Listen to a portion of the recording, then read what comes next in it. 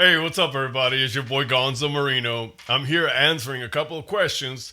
Thank you so much, Mr. Mooch, for the questions. Let's get started.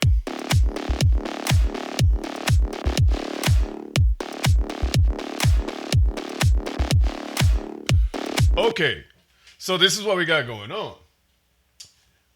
Outside gig, inside gig. How do you treat them differently? What's going on? Yes, they are different. Outside gigs require a lot more power, a lot more low end, more subs, and requires like I'm guessing from the gigs that I've done. Okay, you remember whether you're a sound guy, you're in the band, whatever you do, show up 2 hours before your gig. Okay, 2 hours before your gig. That's number one key. If it's 3 hours, hey, that's up to you, right? But it always helps when you get a gig, whether you're gonna do sound or play in a band, to show up early and see the stage, check out the room, find out what you need, what you're working with, and how what you're working with is going to work with what they got, right? So, or vice versa, what they got, how's it going to work with what you got, right? Extension cords, I mean, stands, all kinds of stuff. So, this is the way I've always treated outside events, okay? Whether it's a wedding, quinceañera, bar mitzvah, whatever it is that you have, right? A concert, concerts, right?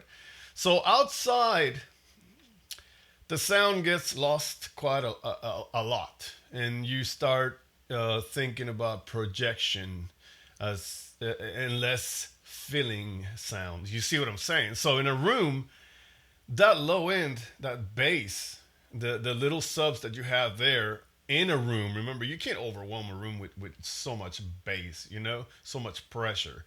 Uh, you can, but a small room, it just doesn't work. Uh, so when you're outside, number one, people they absorb the bass. So if you have your subs like underneath the stage or right in front of the stage, right, in the outside gig, and people are standing right in front of it, remember that does absorb sound, just like in a room. Sound does get lost quite easy on an outside stage. Remember, uh, there's wind blowing. There's all kinds of things happening. You know what I'm saying? That are messing with the sound waves, the frequencies. So, and even the distance from where you're standing at to the speaker, from the speaker to your ear, and is the speaker, like on your ear, like on your ear level, or is the speaker set up higher, or it's just many factors that you have to show up, set up the PA, run music that sounds kind of like what you're going to be playing. So if your band is playing jazz, well, play some jazz on the music and test it out and see. You can't really test a room on an outside gig, but you can test the PA. You see what I'm saying? How the way the PA is projecting that music, that information, that that sound information, right? So you got to bring more subs. That's the thing. Outside gig, way more subs because the two subs, even if you were using one sub in a place, okay. I remember, if you watch my videos, I have mentioned many times before that I've used like 118 on the front, sometimes 218s on the front, or maybe 118 and a 15. That 15 kind of has the frequencies that the 18, can reach, but it's not the same sound that a 15-inch speaker is pushing. So, anyways, uh, lots more subs. I would double up, triple if you could, if you have the equipment, obviously. Now, if you don't have the equipment, okay, what I would recommend is put the speakers strategically. Don't waste like projection from your speakers, right? Pointing them like somewhere else where people are not gonna be.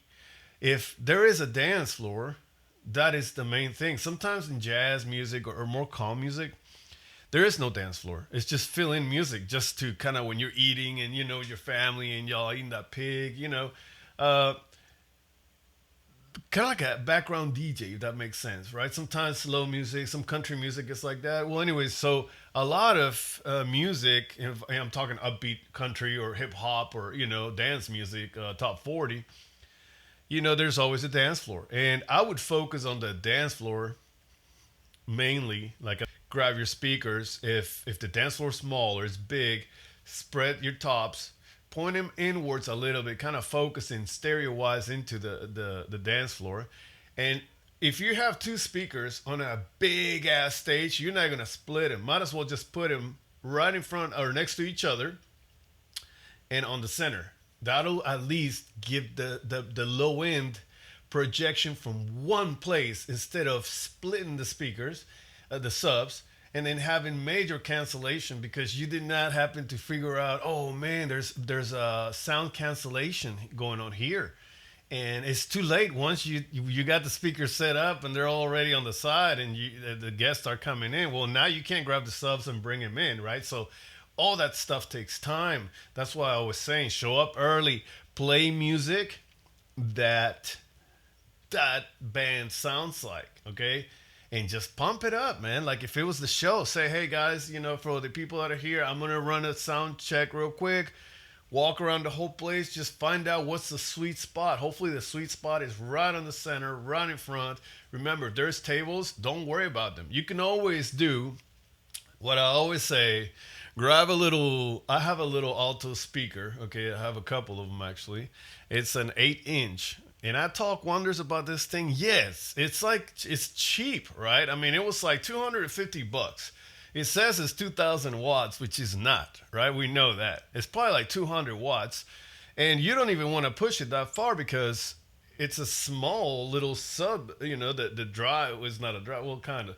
It has a sub, so you can't really go that low. So for those little speakers, you have to run a filter through them, or like your some subs have that, a filter on the back, an out filter for the size of the speaker, or just take the lows out on that one, buy you a little equalizer, right? Run it out and take the lows down, do a high pass, and yeah, you're good to go. And that helps out a lot to put in a really long cable, like a 50 foot cable, a couple of those, man, and you're set up. I mean, man, you got the speakers, you got the PA, and then you got an alto little one over there in that room where people are playing pool, and then you have the alto right there where the bar is. So people see, that's the thing that a lot of people don't understand is outside events, you can't afford to be giving everyone great sound.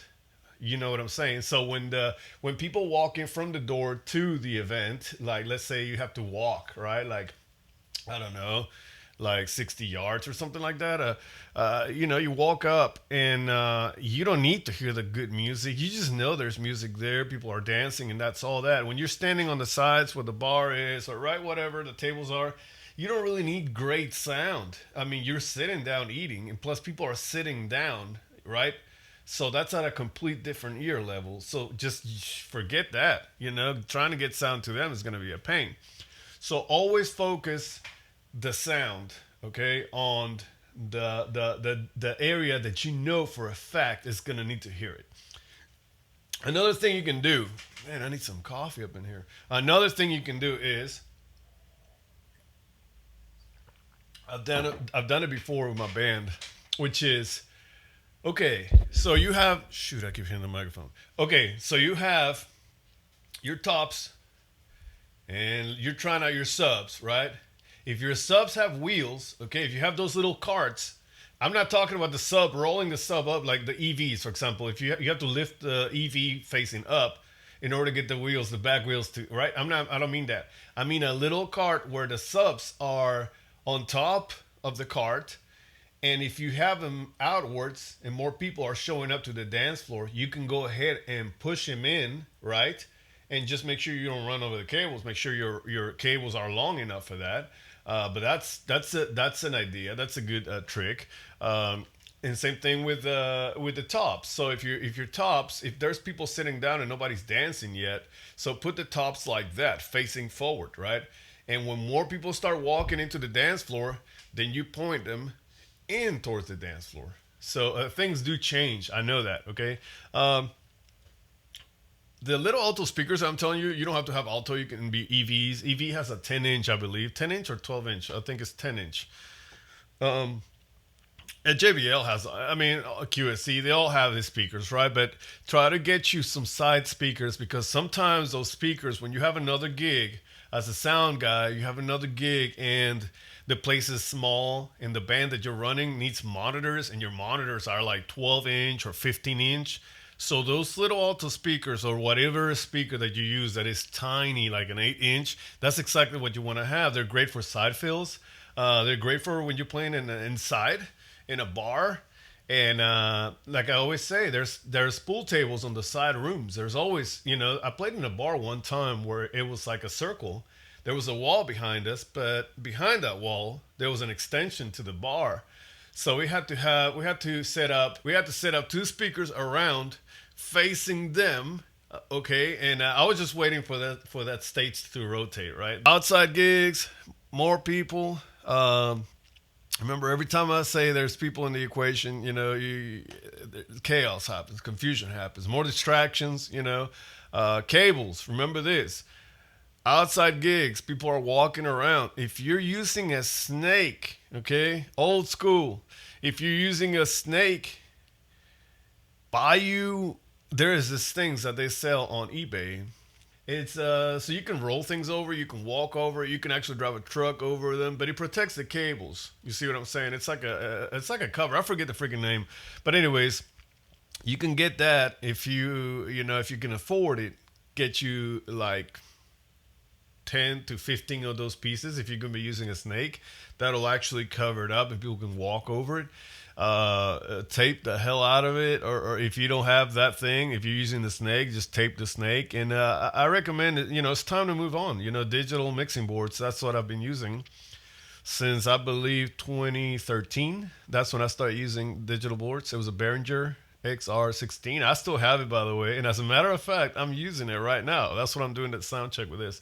So anyways, you get your iPad, you check everything. Like I said, if you have to move the speakers, if you have them spread out, you have to move them to the center because now people are filling up the floor. And it sucks when you're on the dance floor. Have you ever danced in a dance floor and the music, you just like, you walk past the speakers are right here, and you're not hearing anything, especially if you have electric drums, if you're not running amps, that sucks because there's no stage sound. You see what I'm saying? So, and speaking of that, let me talk to you a little bit about that, okay?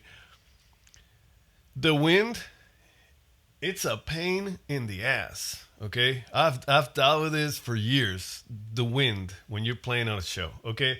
So, for singers, microphones, I recommend these, okay? They're helpful all the time. I mean, like your singers don't spit on the microphone. It's kind of like a protective thing. It's also a little pop stopper or pop filter. It doesn't really do it like you think, but it actually helps. Okay, it stops the P's and the T's and the S's and all this stuff. And then the wind, man. You can't. I mean, when there's wind blowing in these things, you can't hear nothing. I mean, you can't hear the wind at all, and it's perfect. That's what you ought to have.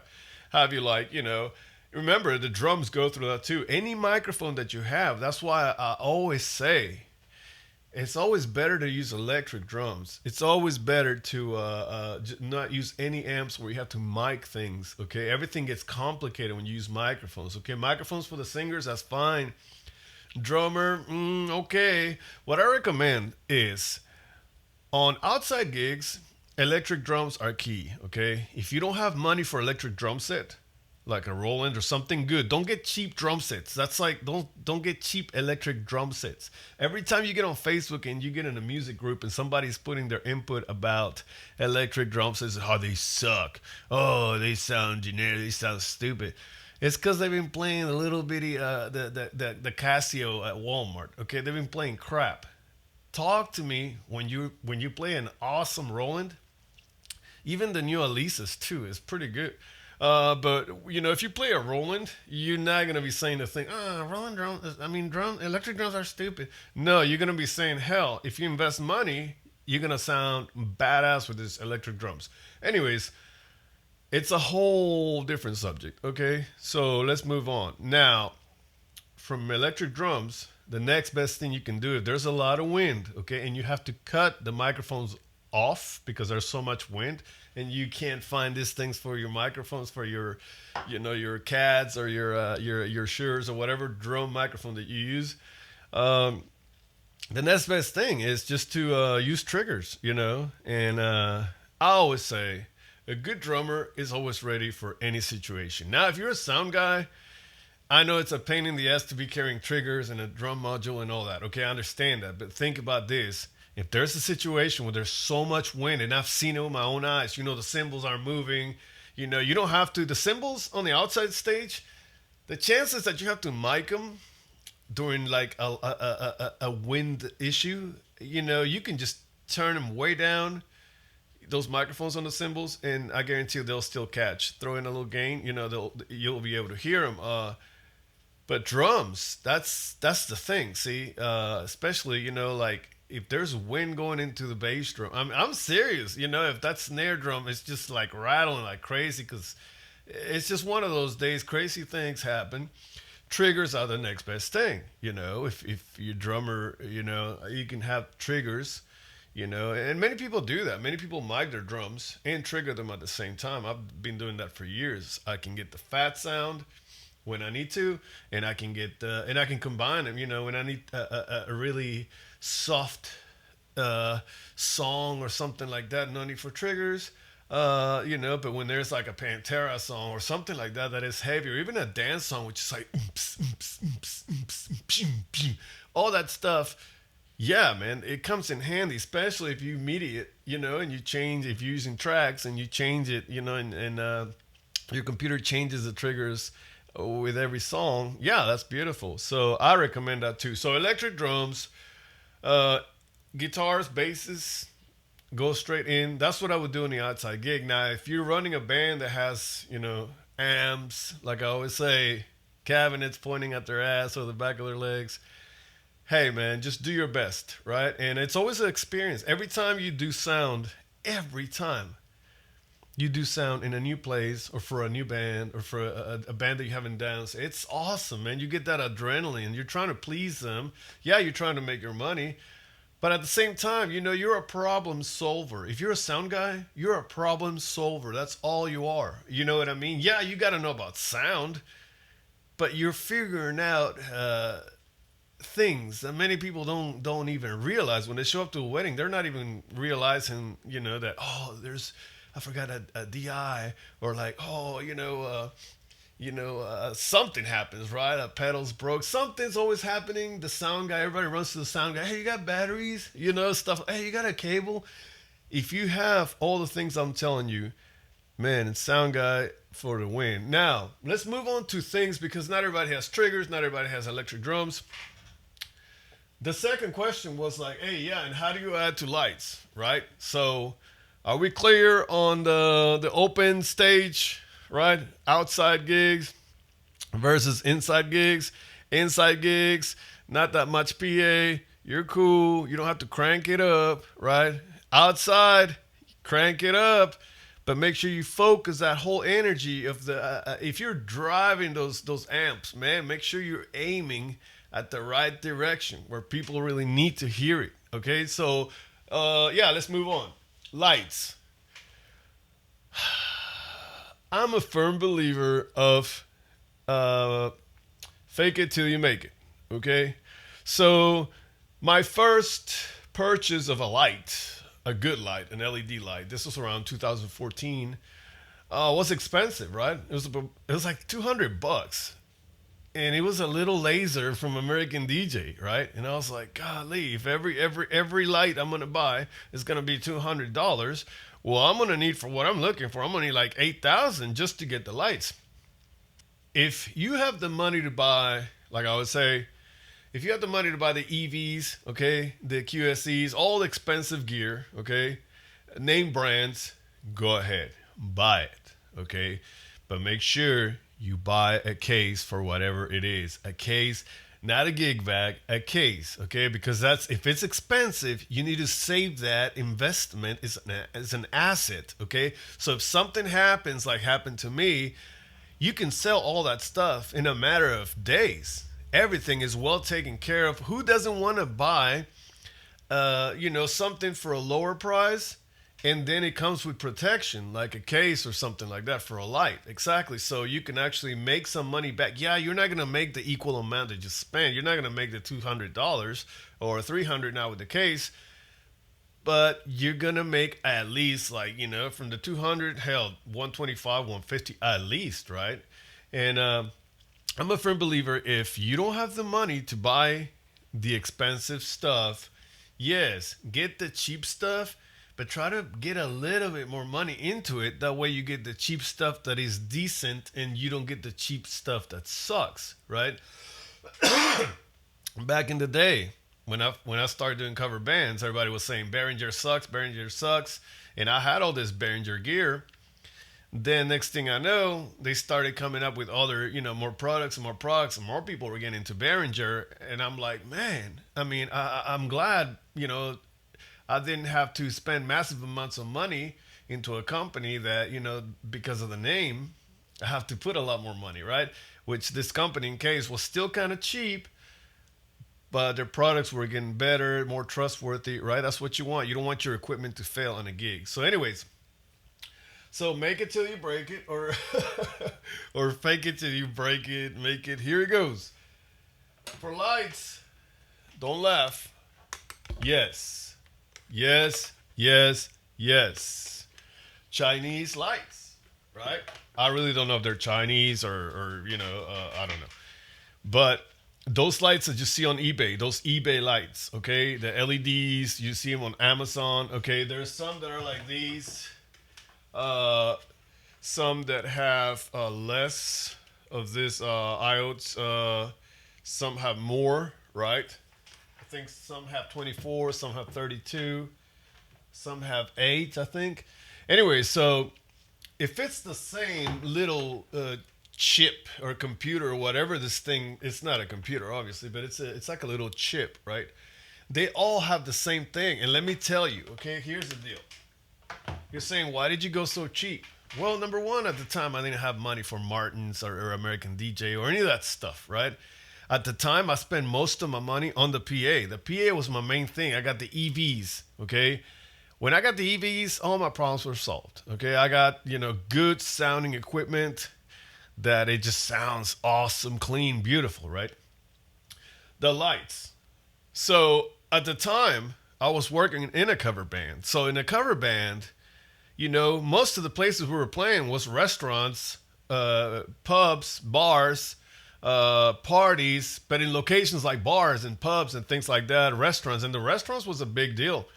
And so most of the time, some gigs were in the daytime, so we didn't need lights, right? And at the nighttime, well, we didn't need the flashy, beams. People get confused.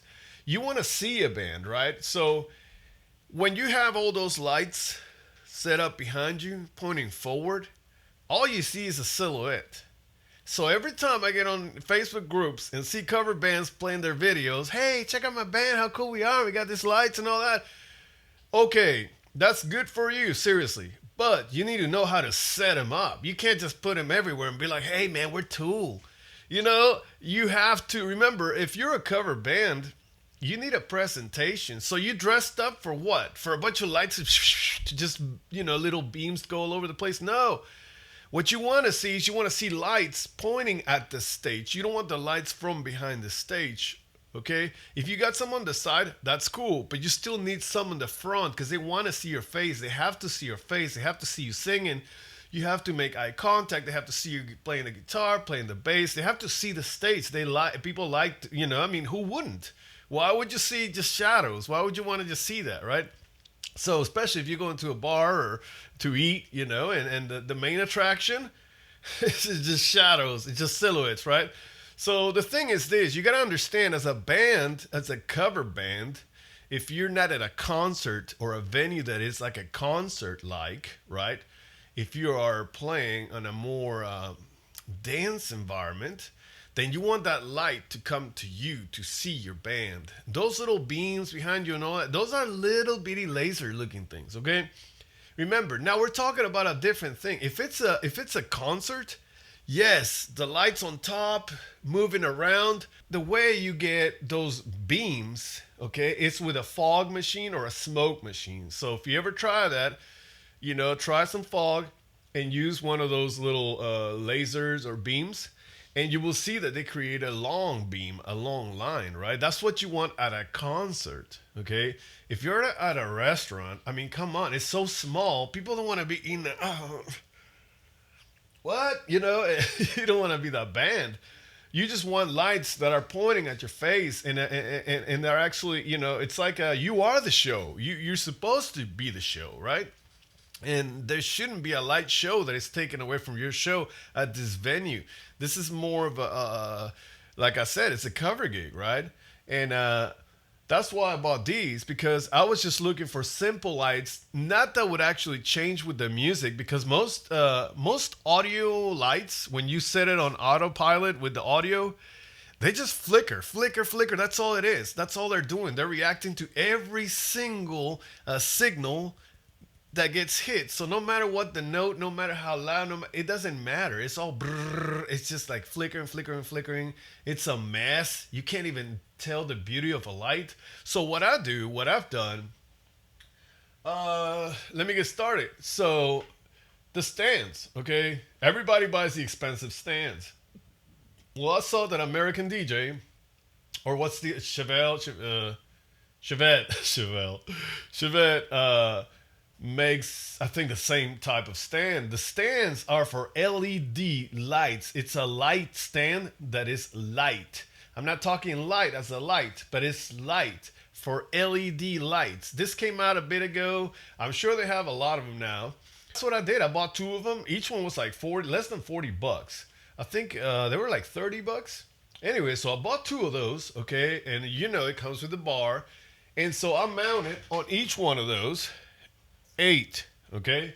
So I had 16 lights, yes, and I got them for $25 a piece. That whole year that I was buying my PA equipment, I was, every time I get a little bit of cash here and there, lights, lights. I mean, I order them like a crackhead, okay? Like I'm ordering crack. So said and done, man. I finally got all 16 lights. Put 8 on one side, put 8 on another. Next thing I bought was a little bitty. It was like the smallest ones they made was I think it was 1 foot. No, it was 3 feet. Okay, 3 feet DMX lights. Okay, so I bought plenty of those. Random. If you know what a master and slave is on DMX, this is so easy. So you go from the main one.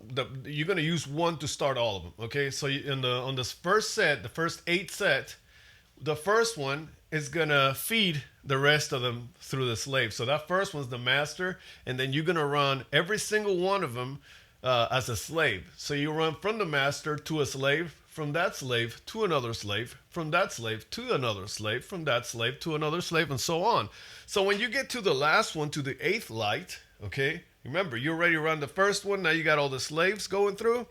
When you get to the last one, okay, if you don't want to buy a wireless DMX transmitter, okay, you can buy a cheap DMX Rockville. I know I said it, Rockville, 50 feet DMX cable, and run it from that last light.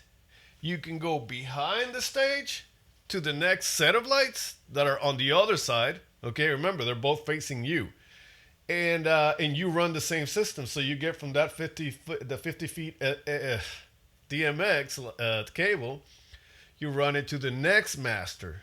You see what I'm saying? Which is a slave, but that one's going to be the master for all of them, for the remaining 7 that are in that group of 8. You see what I'm saying? So that's all I did. And man, these lights have worked so good. I used them so much. I'm like the cheapest guy out there. I don't care. We made money, and I still never bought expensive lights. That's the thing. See, if I was a sound guy, yeah, if that would be another $250 to charge, right? Or however much you charge for lights, especially if you have a DMX controller and it looks awesome and you have all this stuff. But no, I didn't want to buy the lights that were extremely expensive, and I didn't want to hire, as a light guy, or pay more to the sound guy so he can bring more stuff. No. So I bought this stuff and I set it up and it worked like a charm. Many times I would just bring one set of these of 8 of them on the stand. One set. Most of the gigs, that's all it was. And what I would do, I would find whether away on the left, on the stage right or a stage left. Sometimes there would be a beam in the center. You know how some stages have the dance floor, and then there's a beam behind the dance floor close to the bar sometimes. And I would set it up there, and I would tape it to the ground, and I would tape it to the back where the beam was. Or if you have if you have a little chain or a rope, just tie it up. So make sure drunk people, when they walk by, they don't knock it down. That's happened before. So, anyways, yeah, it's the cheapest thing to do. I did it, and this little lights, you think they're cheap? Yes, they are. But once you figure out how to use the little programming thing on the back, you'll understand there's a lot of things. What I would do, I would put it on some sort of the lights would change, but they would last 2 seconds. So the light would come on, red, blue, green, then. That's what he would do. And then there was another one that immediately would change him, like green, red, purple, blue.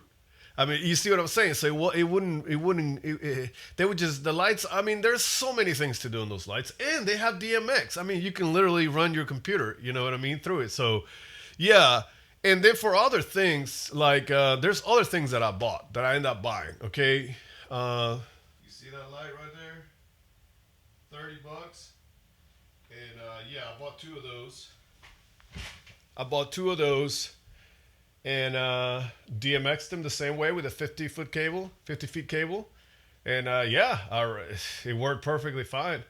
Then, you have your fog machine, just use a regular. What I did, I bought it was a cheap one, but it's American DJ. It's, oh man, I forget the power of it, but it's like one of the third, going into cheap, okay, good. It was the third level. And and I used really good fog juice, you know what I mean? The expensive kind that is really good and stays for a long time. And many places, I've used the fog and the little lasers, but don't put the lasers to the people though. If you know what lasers I'm talking about, there's this little bitty lasers, right? They're really cool. They're cool only on the dance floor. So if you have your drummer, okay, and if there's some sort of wall behind him or some beam or something, or if you can put a stand behind him, right, even a microphone stand, just raise it up all the way. You can mount a little bitty laser on the back pointing at the floor of the dance floor. That way it's not hitting the singers or the guitar players. It's going past them, moving forward, and it's pointing at the floor. And there's nothing cooler than seeing a band and there's lasers pointing at the ground, but you can see them. You can see the stream. You can see the beam. That's really cool. There's little things here and there. But listen, don't overwhelm, okay, the audience with little bitty sparkly lights and the flashing this and doing that. Because I've been to see bands, friends of mine that play in cover bands. I've gone to see them, and man, there's some extreme light shows out there that is totally just blinding people. And it's not a club scene. When you're in a restaurant, it's not a club scene. It's more of a relaxed, you see, yeah, you're still partying, having fun. But it's not a venue where it's like a concert venue. You see what I'm saying? It's like when you're going there with your date, you want to talk, but it turns into a wild, event. And remember, there's little kids there and all that, and some people get affected by the lights, So remember, be careful with going extreme with that. I think as a sound guy or, as a drummer or as a guitar player, whatever you want to call it, just having lights that do the job and the band will shine, okay, by their musicality, by the way they communicate on stage, by the way that energy that they transfer to the audience. So if you're remember, it's the band that's going to make the impression. It's not the lights. Yes, I understand. It is the presentation, of course. So lights do matter. You have to have lights, right? But don't make the lights be so annoying, and don't make the lights interrupt the show. You see what I mean? If you're having like a concert, right? Dude, blow them away with the lights, especially at nighttime, the headliner, the ending. You got to have just amazing lights.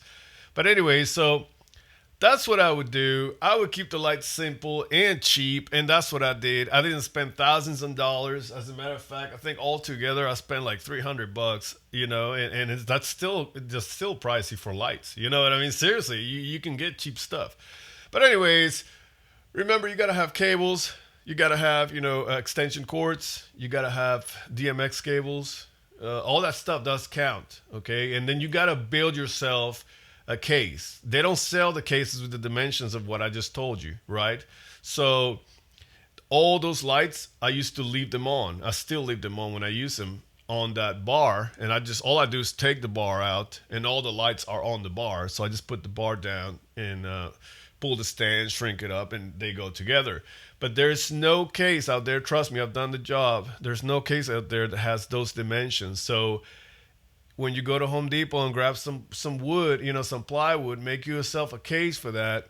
That way, because people can step over them. When you're tearing down, they're plastic, man. You can seriously. Had a bass player stepped in one of these one time, broke it. I put some tape on it. It worked. I had another light fall off from my truck, cracked. It was raining, got water in it. Still work next day. I mean, these are cheap lights that if you break them, it doesn't matter. Okay. If you're going to go buy the expensive lights, yes, there's the stress of, like, for the price that I bought all of them, that's how much it would cost you to buy like an American DJ, like $300 for a really good one, right? The Chinese lights, they work. They've been working for me, and I'm not the only one that's been doing it. There's two people I know in YouTube that use them for their cover bands. And yeah, that's it's funny because when I came up with this thing, when I created I didn't come up with the idea obviously, but when I put it all together, and then I said, well, let me see if somebody else is doing this. Yeah, and there's a few people that started buying the Chinese lights, and they're putting in their light stands, and they're gigging. I bought two of them, and I was very happy. I was gonna buy a middle one to put on the back, but I didn't want to get too crazy. They were going to be like the kind that point down, but I didn't want to get too crazy. And sometimes as a drummer, there's no room behind you. I played in a band one time with the manager guy, the owner of the band. He would put a light stand behind me, and he would use the huge ones, the big old school light stands. But it wasn't a light stand. It was like a speaker stand, right? Like that's what they look like. And I'll never forget going like, God, man, but I don't have any room. Come on, man, just a little bit. Scoot up a little bit.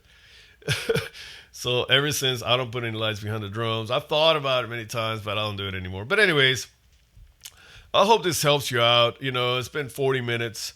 I hope this helps you out. I hope I answered your questions as best as possible. Remember, outside gigs is a whole different world. Show up early, see what you got to work with always. Bring extension cords, that never fails. Bring a tent if you can.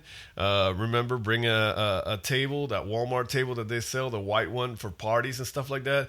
Bring you a little one of those. If you're the sound guy, bring you one of those. Believe me. And get your chair, sit down, set up your booth, next to the stage or inside the stage, or whatever you want. Bring your iPad, walk around, check the sound, move the speakers if you have to. Find out where the location of the people is more concentrated at, and target those people. The people that are having fun, those are the ones that need the music, the loudest ones, right?